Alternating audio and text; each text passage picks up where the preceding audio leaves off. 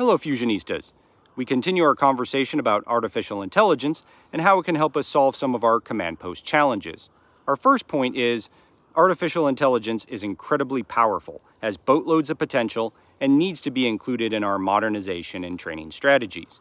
The however is, as it stands in terms of development right now, AI cannot enter the operational level and tactical level echelon formations in support of large-scale combat operations without introducing as many challenges as it does solutions.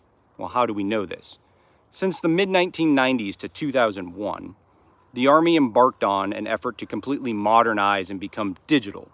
It was an effort known as Force Design 21 or Force Design of the 21st Century. And it was all about bigger, faster, stronger, soldier lethality, kill chains, ubiquitous awareness of the battlefield, things we hear all about today. Well, by 2002, the Army Research Institute had published some of its findings in an article known as Insights and Lessons Learned from the Army's First Digital Division.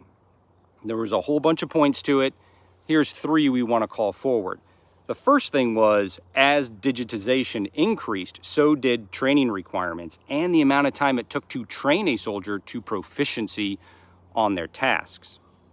The second thing was information overload. There was so much information coming in so fast to the Tactical Operations Center, people became overwhelmed. The third thing was command posts grew because you needed more telecommunications, more power generation, and more cooling for all those computers and servers and people that were doing all of the things. Alongside of that, there was a lot of senior leadership that was saying, hey, computers are going to reduce our cognitive burden and load within battle staff. As it turned out, what happened is it wasn't really reduced, it was just shifted. Cognitive burden was less about where are all of my planes and tanks and people and ISR, and I want to see all of the enemy reports on a map to figure what's going out. There was less cognitive burden about the unknown.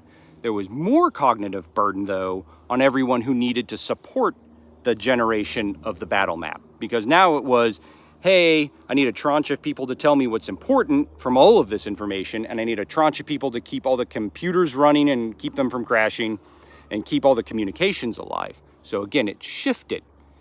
And so our recommendation to all of you is that as you start to receive AI capabilities, you don't ask the question, what cognitive burden is it removing from my command post? Ask the question, where is the cognitive burden being shifted? And is it the place we needed it to go?